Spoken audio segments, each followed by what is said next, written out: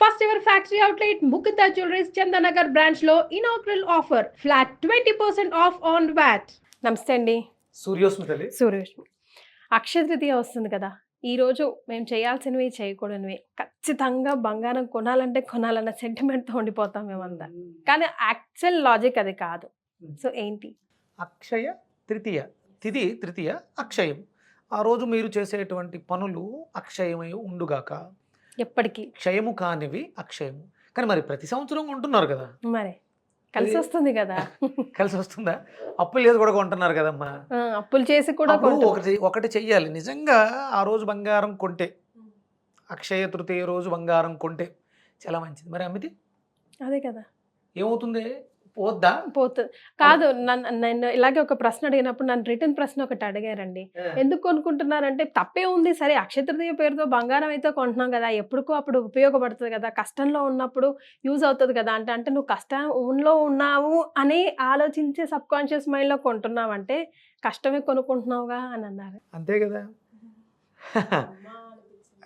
కాదమ్మా, ఇప్పుడు అది మంచిదా చెడదా పక్కన పెడదాం. దానివల్ల మంచి జరుగుద్ది, కొంటే మంచి జరుగుద్ది అన్నప్పుడు షాపోడు ఎందుకు అమ్ముతున్నాడు? అమ్మడు కదా, అమ్మకూడదు కదా. అది వాళ్ళ రెగ్యులర్ బిజినెస్లో ఇది ఒక ట్రిక్గా తీసుకోవచ్చు. అసలు ముందు ఫస్ట్ అక్షయము కానిది ఏంటి మనం ఆలోచించాల్సింది. అక్షయము కానిది ఏంటి? నాశనము లేనిది ఏంటి? తరగనిది ఏంటి చెప్పు? ఏంటి అసలు అలాంటిది ఉందా భూప్రపంచం మీద? ఉంది, ఎప్పటికీ ఉండేది. దాన్ని అక్షయం అంటారు. ఆత్మ. దీనికి మరణము లేదు. ఇది నీటిలో తడవదు, నిప్పులో కాలదు. దీన్ని ఛేదించడం కష్టం. మన ఆత్మ ప్రధానంగా. అంటే ఈ భౌతిక దేహానికి వృద్ధి ఉంది, క్షయం ఉంది, క్షీణిస్తుంది, అభివృద్ధి చెందుతుంది. ఈ రెండు కూడా జరుగుతాయి. కానీ మరి ఇది పేరు ఎందుకు వచ్చింది? అక్షయము అనేది. అక్షయ పాత్ర విన్నారా? ఏంటి దానికి? తీసిన కొద్దీ ఉండిపోయేది, ఎన్నటికీ తరగని తీస్తూ ఉంటే వస్తూ ఉంటుంది.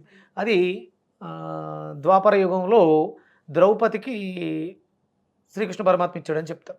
ద్రౌపదికి అంటే పాండవుల అగ్రగణ్యుడైనటువంటి ధర్మరాజు జోదంలో సర్వాన్ని కోల్పోతాడు. రాజ్యాన్ని, తనకున్నటువంటి సంపదలన్నింటినీ కోల్పోతాడు. ఇప్పుడు వాళ్ళకి ఏం కావాలంటే సంపద కావాలి. కానీ ఆ జోదంలో రాజ్యాన్ని కోల్పోయాడు కాబట్టి 14 సంవత్సరాలు వనవాసం చేయాల్సి వస్తుంది. అరణ్యానికి వెళ్ళి ఉండాలి. అందులో అజ్ఞాతవాసం 1 సంవత్సరం, 13 సంవత్సరాలు అరణ్యవాసం ఉంటుంది. సరే అవన్నీ విడిచిపెట్టి చేసిన తప్పు అంటే జోదం ఆడడం మహానేరం, మహాపాపం. పంచమహాపాతకాల్లో జోదం అంటే ధర్మరాజు అనే పేరుంది ఆయనకి. ధర్మం తెలిసినవాడు ధర్మరాజు. పరిస్థితుల ప్రభావం వల్ల అంటే అక్కడ ద్వాపరయుగం అంతమై కలియుగ ప్రారంభంలో జరిగింది ఇది. కాబట్టి ధర్మరాజు ఈ జోదానికి వెళ్ళడం జరిగింది. అప్పుడు ఆ సమయంలో రాజ్యంలో ఉన్నటువంటి ప్రజలందరూ కూడా, స్వామి మీరు లేని రాజ్యం మాకు వద్దు, మేము ఉండలేము ఇక్కడ, మేము మీతో పాటు వచ్చేస్తాం. ఇంతమంది ప్రజానికి వస్తే తినడానికి వాళ్ళకి ఏదో కావాలి కదా. మరి ఎలా? ఇప్పుడు మేమైతే ఏదో కందమూలాలు తిని బతుకుతాం. మీకు పెట్టడానికి నా దగ్గర ఏముంటుంది? రాజ్యం లేదు నా దగ్గర. అరణ్యాల్లో తిరుగుతున్నాం, కందమూలాలు. ఆ వచ్చిన అతిథులకి అది పెట్టడం మర్యాద కాదు. కాబట్టి ఏం చేయాలి? బాధలో ఉన్నప్పుడు మీకు యాజ్ఞవల్క మహర్షి ధర్మరాజుకి చెప్తారు, నువ్వు భక్తి శ్రద్ధలతో సూర్యుడిని ఆరాధించు, దారి సూర్యభగవానుడు చూపిస్తాడు. అప్పుడు ధర్మరాజు చేసినటువంటి స్తోత్రం, సూర్య స్తోత్రం, ఆ స్తోత్రం చేయడం ద్వారా ఆయన అక్షయ పాత్రని ఇస్తాడు. నీ కష్టం ఇది, నీకు అక్షయ పాత్రని ఇస్తున్నాను, దీంట్లో నీకు వచ్చిన ప్రతి అతిథికి పంచభక్ష పరమాన్నాలు పెట్టు అని చెప్పేసి అని అక్షయ పాత్రని ప్రసాదించాడు. అంటే అప్పుడు మనం వెళ్ళి బంగారపు బిందులు కొనాలా? మరి సూర్య ఆరాధన చెయ్యాలి. అంటే లక్ష్మి అంటే బంగారం అనగానే లక్ష్మి అమ్మ, లక్ష్మీప్రదంగా చూస్తాం. లక్ష్మి కాదు, అది హిరణ్యము. అంటే విపరీతమైనటువంటి తేజోగుణం కలిగినటువంటి పదార్థం, గుణవర్ధకం. అది మనం ధరించడం వల్ల మనకి ఆ క్వాలిటీస్ పెరుగుతాయి. బంగారాన్ని ధరించడం వల్ల అది మనలో ఉన్నటువంటి గురుతత్వాన్ని ప్రేరేపిస్తుంది. దాని హిరణ్యము. ఆయన హిరణ్య గర్భుడు సూర్యనారాయణమూర్తి. హిరణ్యాన్ని గర్భంలో కలిగినవాడు, హిరణ్యాన్ని గర్భముగా ధరించినవాడు. అది మన శరీరంలో, మన జీవుడు, మన లోకంలో, మనలో జీవకణమై ఉంది. మన ప్లాస్మా అంటాం కదా, అదే కలర్లో ఉంటుంది. అదే గోల్డ్ కలర్లో ఉంటుంది. అంటే ఎక్కడుంది హిరణ్యం? మనలో ఉంది. ఆవు పాలలో ఏముంటుంది? ఆవు పాలు ఎలా ఉంటాయి, పసుపుగా ఉంటాయి కదా, పసుపు పచ్చగా. లైట్. మూత్రం ఎలా ఉంటుంది అంటే అవి హిరణ్య యొక్క శక్తిని పెంచుకునే. మనం పెంచుకోవాల్సిందేంటి, మన శరీరంలో ఆ జీవశక్తిని పెంచుకోవడానికి సాధన చెయ్యాలని. బంగారం కొంటే మంచిదే ఉంటుంది, అప్పులు చేసి కూడా కొనేస్తున్నారు. ఇది కాదు, మనం పెంచుకోవాల్సింది పుణ్యాన్ని, ప్రారబ్ధాన్ని. అది సూర్య ఆరాధన చేయడం ద్వారా అక్షయమయ్యేటువంటి ధనం ఆ భగవంతుడు ఇస్తాడు. మనం కొనుక్కోవడం కాదు, మనకి ఎవరైనా ఇవ్వాలి. అప్పుడు దానం చేస్తే అది మనకి తరగకుండా నిలబడుతుంది. మనం షాపుల్లో కొంటున్నాం, అప్పులు చేసో కొంటున్నాం, అంటే వృద్ధి చెందుతుంది. ఉన్నటువంటి గుణం ప్రకారం మీరు ఆ రోజు కొన్నా ఏ రోజు కొన్నా బంగారానికి వృద్ధే ఉంది. ఇప్పుడు 92,000 చిల్లర నడుస్తుంది. మొన్న ఇప్పుడు 2-3 వేలు తగ్గి మళ్ళీ 92,000కి వెళ్ళింది. రాబోయే రోజుల్లో ₹1,00,000 కూడా చేరుకుంటుంది. అది వృద్ధినే, అది అక్షయమే అవుతుంది బంగారం. అంటే హిరణ్యానికి ఉన్న శక్తి అది. మరి ఆ హిరణ్యాన్ని అందిపుంచుకోవాలంటే భగవంతుడి యొక్క అనుగ్రహం మన దగ్గర పరిపూర్ణంగా ఉండాలి. అందుకని చూసే ప్రేక్షకులకి కేవలం ఈ మాటలు చెప్తే సరిపోతుందా? మరి ఆ ధర్మరాజు చదివినటువంటి సూర్య స్తోత్రాన్ని చదివి వినిపిద్దామా? తప్పకుండా అండి. కనీసం ఈ స్తోత్రాన్ని వినడం ద్వారా, చదవడం రాకపోయినా వీలైతే రాసుకోండి, చూసి తర్వాత దాన్ని వినండి. నేను చదివి వినిపిస్తాను. తద్వారా అంటే స్వార్థం, నాకు కూడా మంచి జరుగుతుంది, మీకు మంచి జరుగుతుంది, వాళ్ళకి మంచి జరుగుతుంది. ఓం సూర్యాయ నమః. ఓం సూర్యాయ నమః. ఓం ఆర్యమ్నే నమః. ఓం ఆర్యమ్నే నమః. ఓం భగాయ నమః. ఓం భగాయ నమః. ఓం త్రష్ట్రే నమః. ఓం త్రష్టే నమః. ఓం పూష్ణే నమః. ఓం పూష్ణే నమః. ఓం అర్కాయ నమః. ఓం అర్కాయ నమః. ఓం సవిత్రే నమః. ఓం సవిత్రే నమః. ఓం రవయే నమః. ఓం రవయే నమః. ఓం గభస్తిమతే నమః. ఓం గభస్తిహతే నమః. ఓం అజాయ నమః. ఓం అజాయ నమః. ఓం కాలాయ నమః. ఓం కాలాయ నమః. ఓం మృత్యవే నమః. ఓం మృత్వే నమః. ఓం ధాత్రే నమః. ఓం ధాత్రే నమః. ఓం ప్రభాకరాయ నమః. ఓం ప్రభాకరాయ నమః. ఓం పృథ్వీ ఓం పృథ్వీ వ్యాప వ్యాప స్తేజో తేజో వాయురాకాశాయ నమః. వాయురాకాశాయ నమః. ఓం పరాయణాయ నమః. ఓం పరాయణాయ ఓం నమః. సోమాయ నమః. ఓం సోమాయ నమః. ఓం బృహస్పతయే నమః. ఓం బృహస్పతే నమః. ఓం శుక్రాయ నమః. ఓం శుక్రాయ నమః. ఓం బుధాయ నమః. ఓం బుధాయ నమః. ఓం అంగారకాయ నమః. ఓం అంగారకాయ ఓం నమః. ఇంద్రాయ నమః. ఓం ఇంద్రాయ నమః. ఓం వివస్వతే నమః. ఓం వివస్వతే నమః. ఓం దీప్తాంసవే నమః. ఓం దీప్వాంసే నమః. ఓం సుషయే నమః. ఓం సుసయే నమః. ఓం సౌరయే నమః. ఓం సౌర్యే నమః. ఓం శనేశ్వరాయ నమః. ఓం శనిశ్చరాయ నమః. ఓం బ్రహ్మ విష్ణు ఓం బ్రహ్మ విష్ణు రుద్రాత్మకాయ నమః. రుద్రాత్మకాయ నమః. ఓం స్కంధాయ నమః. ఓం స్కందాయ నమః. ఓం వైశ్రవణాయ నమః. ఓం వైశ్రవణాయ నమః. ఓం యమాయ నమః. ఓం యమాయ నమః. ఓం వైద్యుతాయ నమః. ఓం వైద్యుతాయ నమః. ఓం జఠరగ్నయే నమః. ఓం జఠరగ్నే నమః. ఓం ఐంధనాయ నమః. ఓం ఐందనాయ నమః. ఓం తేజసాంపతయే నమః. ఓం తేజసంపతే నమః. ఓం ధర్మధ్వజాయ నమః. ఓం ధర్మధ్వజాయ నమః. ఓం వేదకర్త్రే వేదాంగాయ నమః. ఓం వేదకర్తే వేదాంధ్రాయ నమః. ఓం వేదవాహనాయ నమః. ఓం వేదవాహనాయ నమః. ఓం కృతాయ నమః. ఓం కృతాయ నమః. ఓం త్రేత్రే నమః. ఓం త్రేత్రే నమః. ఓం ద్వాపరాయ నమః. ఓం ద్వాపరాయ నమః. ఓం కలయే నమః. ఓం కలయే నమః. ఓం సర్వమరాశ్రయాయ నమః. ఓం సర్వమరాశ్రాయ నమః. ఓం కళాకాష్ఠాయ నమః. ఓం కళాకాష్ఠాయ నమః. ఓం ముహూర్తాయ నమః. ఓం ముహూర్తాయ నమః. ఓం పక్షాయ నమః. ఓం పక్షాయ నమః. ఓం మాసాయ నమః. ఓం మాసాయ నమః. ఓం ఋతవే నమః. ఓం ఋతవే నమః. ఓం సంవత్సరకరాయ నమః. ఓం సంవత్సరకరాయ నమః. ఓం అశ్వత్థాయ నమః. ఓం అశ్వత్థాయ నమః. ఓం కాలచక్రాయ నమః. ఓం కాలచక్రాయ నమః. ఓం విభావసవే నమః. ఓం వివావసవే నమః. ఓం పురుషాయ నమః. ఓం పురుషాయ నమః. ఓం శాశ్వతాయ నమః. ఓం శాశ్వతాయ నమః. ఓం యోగినే నమః. ఓం యోగినే నమః. ఓం వ్యక్తాయ నమః. ఓం వ్యక్తాయ నమః. ఓం సనాతనాయ నమః. ఓం సనాతనాయ నమః. ఓం లోకాధ్యక్షాయ నమః. ఓం లోకాధ్యక్షాయ నమః. ఓం ప్రజాధ్యక్షాయ నమః. ఓం ప్రజాధ్యక్షాయ నమః. ఓం విశ్వకర్మణే నమః. ఓం విశ్వకరణే నమః. ఓం తమోనుదాయ నమః. ఓం తనోనుదాయ నమః. ఓం కాలాధ్యక్షాయ నమః. ఓం కాలాధ్యక్షాయ ఓం నమః. వరుణాయ నమః. ఓం వరుణాయ నమః. ఓం సాగరాయ నమః. ఓం సాగరాయ నమః. ఓం అంశవే నమః. ఓం హంసవే నమః. ఓం జీముతాయ నమః. ఓం జీముతాయ నమః. ఓం జీవనాయ నమః. ఓం జీవనాయ నమః. ఓం ఆరగ్నే నమః. ఓం ఆరగ్నే నమః. ఓం భూతాశ్రయాయ నమః. ఓం భూతాశ్రయాయ నమః. ఓం భూతపతయే నమః. ఓం భూతపతయే నమః. ఓం సర్వలోక నమస్కృతాయ నమః. ఓం సర్వలోక నమస్కృతాయ నమః. ఓం సస్త్రే నమః. ఓం స్రష్టే నమః. ఓం సంవర్తకాయ నమః. ఓం సర్వర్తకాయ నమః. ఓం వహ్నయే నమః. ఓం వఖ్నే నమః. ఓం సర్వస్యాదయే నమః. ఓం సర్వస్వాతియే నమః. ఓం ఆలోలుపాయ నమః. ఓం ఆలోలుపయ నమః. ఓం అనంతాయ నమః. ఓం అనంతాయ నమః. ఓం కపిలాయ నమః. ఓం కపిలాయ నమః. ఓం భానవే నమః. ఓం భానువే నమః. ఓం కామదాయ నమః. ఓం కామదానునయం. ఓం సర్వతోముఖాయ నమః. ఓం సర్వతోముఖాయ నమః. ఓం జయాయ నమః. ఓం జయాయ నమః. ఓం విశాలాయ నమః. ఓం విశాలాయ నమః. ఓం వరదాయ నమః. ఓం వరదాయ నమః. ఓం సర్వధాతు నిషేచిత్రాయ నమః.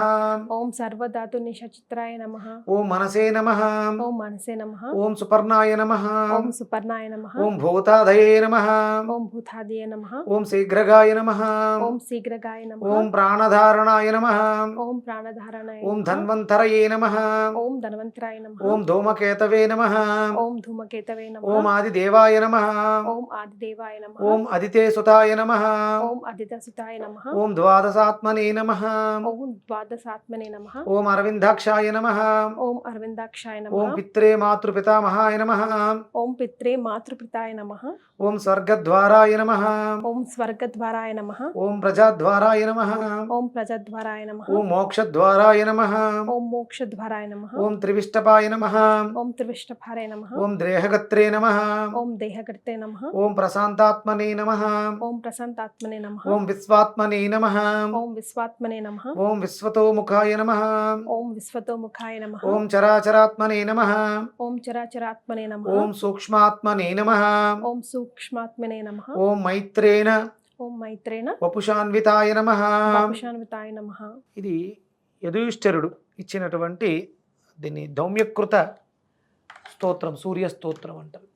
ఈ స్తోత్రం చేసిన తర్వాత సూర్యనారాయణమూర్తి ప్రత్యక్షమై ధర్మరాజుకి అక్షయ పాత్ర ఇచ్చింది. ఆ, అక్షయ తృతీయ రోజు మన ఇళ్లలో సంపదలు అక్షయం అవ్వాలి అంటే విపరీతంగా విశేషంగా సూర్య ఆరాధనలు జరగాలి.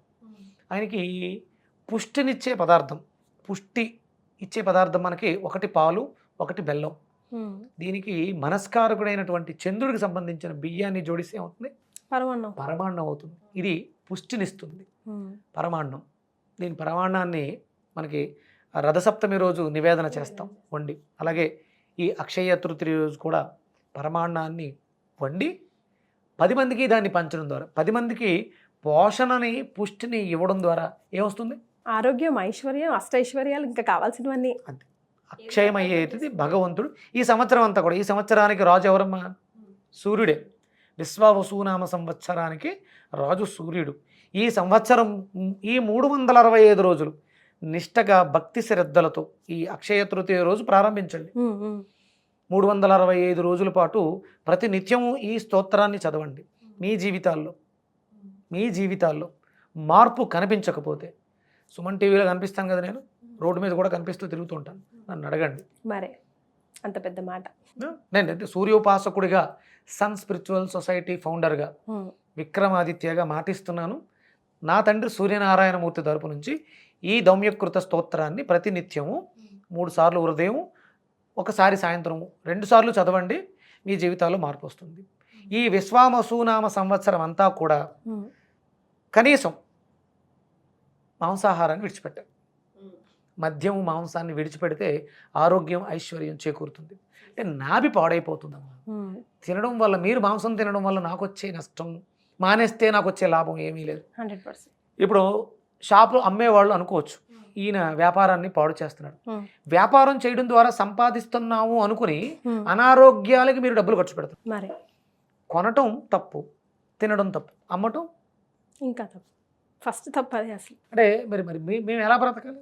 ప్రత్యామ్నాయాలు చాలా ఉన్నాయి. ఇన్ని మాంసపు కొట్లు ఒక 20-30 సంవత్సరాల క్రితం లేవు. ఇప్పుడు వీధికి, ఇంటింటికి కూడా ఏర్పడిపోయింది. దయచేసి మీరు ఆరోగ్యంగా ఉండాలి అనుకుంటే, ఆరోగ్యమే మహాభాగ్యం, ఆరోగ్యం భాస్కరాధీనం. అంటే చాలామంది చెప్తారు ఆదివారం తింటే తప్పు. మాంసం ఎప్పుడు తిన్నా తప్పే. అది పని కట్టుకుని ఆదివారం తింటే మహా తప్పు. కాబట్టి ముందు ఆదివారాలు మానండి. ఈ విశ్వావసునామ సంవత్సరం ప్రతిరోజు ఆదివారమే. ఈ 365 రోజులు కూడా ప్రతిరోజు ఆదివారమే. మనకి ఆదివారం ప్రత్యేకంగా వస్తుంది. ప్రత్యేకంగా ఆదివారం ఆదిత్య హృదయం చదవడం ఇలాంటి సూర్య ఆరాధనలు ఎక్కువ చేస్తే మరింత సంపదని, అంటే భారతదేశం ప్రపంచ దేశాలకి తలమానికం. అవునండి. విపరీతమైనటువంటి సంపదలు కలిగినటువంటి దేశం. మన భారతదేశాన్ని సుసంపన్నం చేయాలంటే మనం అందరం కూడా చేయవలసినటువంటి దీక్ష ధర్మాన్ని పట్టుకోవాలి. మాంసాహారం తింటాం శరీర ధర్మానికి విరుద్ధం. 100%. దీంట్లో అరగడానికి అది చాలా సమయాన్ని తీసుకుంటుంది. కాబట్టి ఇది మన ధర్మం కాదు. ఏదో పళ్ళు కాయగూరలు తింటే ఎంతసేపులో అరిగిపోతాయి, పళ్ళు తింటే గంటలు అరిగిపోతాయి, కాయగూరలు వండి తింటే 2-3 గంటలు అరిగిపోతాయి. అదే మాంసం తింటే సుమారు 40 గంటలు పడుతుంది. ఇది మన ధర్మానికి విరుద్ధం. హిందూ ధర్మానికి కాదు, శరీర ధర్మానికి విరుద్ధం. ఇది తినడం తప్పే, వండడం తప్పే, దాన్ని కొనడం తప్పే, దాన్ని అమ్మడం తప్పే, దాన్ని వేట వేయడం కూడా తప్పే. ఇన్ని తప్పులకి కొనుక్కుని తినేవాడు కారకుడవుతున్నాడు. అందుకని తినడం ఆపేసేస్తే, కొనడం ఆపేస్తే అమ్మేవాడు తగ్గుతాడు. ఎస్. డిమాండ్ని తగ్గించాలి. అయితే అక్షయ తృతీయ రోజు ఇది టాపిక్ కాకపోయినా సందర్భం వచ్చింది కాబట్టి ఇక్కడ ఒక మాట అండి. ఇప్పటి వరకు తినేసాం, మరి how to cleanse our self? ఆ నాభి క్లీన్ చేసుకోవాలంటే శుభ్రంగా బూడిద గుమ్మడికాయ జ్యూస్ జ్యూస్ రెగ్యులర్గా తాగేస్తే దాంట్లో అద్భుతమైనటువంటి సౌరశక్తి ఉంది. క్లెన్స్ చేసి పడేస్తుంది. డిటాక్స్, హై కాస్మిక్ ఎనర్జీ ఉన్నటువంటి వెజిటబుల్ అది.